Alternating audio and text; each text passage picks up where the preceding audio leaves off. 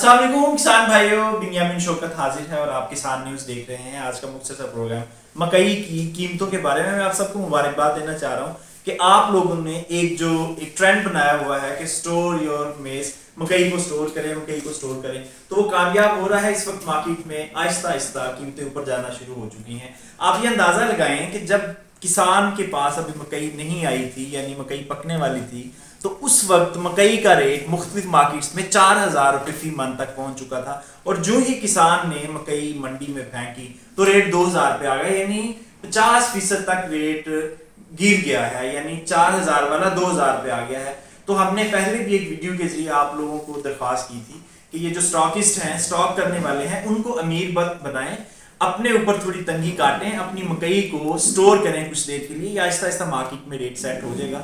और इस वक्त नेचुरल जो रेट है मकई का, मैं खुद ज़ाती तौर पे समझता हूँ, चूँकि मैं खुद इसका फाइनेंस का स्टूडेंट हूँ, एग्री फाइनेंस का, तो इसका रेट जो है वो 3,000 तक होना चाहिए। 27-28 मिनिमम होना चाहिए इसका रेट, और अपर लिमिट 3,000 रुपये तक जानी चाहिए। लेकिन जब किसान ने एकदम मंडी में फेंका है ग्रेन, तो रेट जो है वो डाउन होके 2,000 रुपये तक आ चुका था। तो अब देखिए, मसला ये है कि जब तक आपके पास चीज़ है उस वक्त रेट डाउन है। जब मार्केट में जाएगी, आपसे निकल जाएगी, यानी किसान से निकल जाएगी, तो रेट ऊपर चला जाएगा। तो आप उस तरह निकालें थोड़ी थोड़ी करके। अगर आपके पास 100 मन पड़ी है तो 20 मन निकाल दें, 40 मन निकाल दें, 50 मन निकाल दें, बाकी अपने पास स्टोर कर लें। अच्छा, अब ये यहाँ तक तो बात ठीक है। जब तक आप स्टोर नहीं करेंगे, अपनी कैपेसिटी इंक्रीज नहीं करेंगे स्टोर करने की, ये माफिया आपके साथ ऐसे ही खेलता रहेगा। और आप एक दो दफा ये करके देखें, आपको खुद रिजल्ट पता चल जाएगा।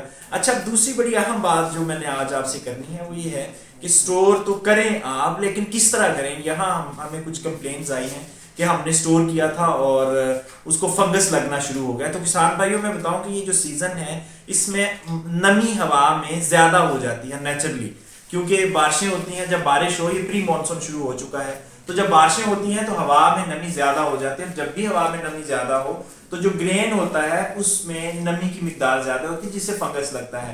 तो एक बात याद रखें आप कि कभी भी आपने सारे जो लाइनें हैं वो मिला के साथ नहीं लगानी। हर लाइन के दरमियान में फासला छोड़ना है और कमरा हवादार रखना है। और दीवार के साथ बोरियां नहीं लगानी और नीचे जमीन पे भी नहीं रखनी। जमीन पे बाकायदा जो लकड़ी के आपको प्लेटफॉर्म बने मिलते हैं वो नीचे रख के 6 इंच के, 4 इंच के भी आपने सारे जो लाइनें हैं वो मिला के साथ नहीं लगानी। हर लाइन के दरमियान में फासला छोड़ना है और कमरा हवादार रखना है। और दीवार के साथ बोरियां नहीं लगानी और नीचे जमीन पे भी नहीं रखनी।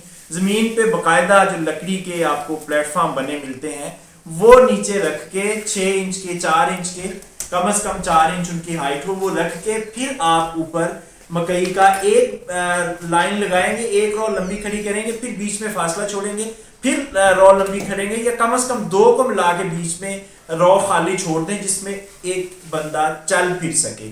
तो इससे क्या होगा कि हवा का अखराज होता रहेगा और आपकी मकई महफूज रहेगी और उसको फंगस नहीं लगेगी। तो ये स्टोरेज के कुछ प्रोटोकॉल हैं, इनका ख्याल रखें और सिर्फ 15 से 20 दिन और अपने पास होल्ड कर लें मकई। इंशाल्लाह इसका रेट अपनी नेचुरल कंडीशन पे आ जाएगा, तो फिर आप इसको सेल कर लें। किसान जब पूरे 100 दिन, 110 दिन मेहनत करता है तो वो उतना नहीं कमाता जितना जो स्टॉक करने वाला है वो 10-15 दिन में कमा लेता है। तो इसका रेट ऊपर जाना ही जाना है, मैं आपको बता रहा हूँ। सिर्फ 2 से 3 हफ्ते इसको स्टोर करें और इंशाल्लाह इसका बड़ा अच्छा रेट निकल आएगा। आप लोगों को जो इस वक्त लूटा जा रहा है 2200-2300 रुपये के ऊपर, वो ठीक नहीं है, वो मुश्किल से आपके अखराजात पूरे करेगा। तो किसान भाइयों, स्टॉक करते वक्त हमने जो आपको प्रोटोकॉल्स बताए हैं इनका ख़ास ख्याल रखें। इजाज़त दीजिए, खुदा हाफिज़।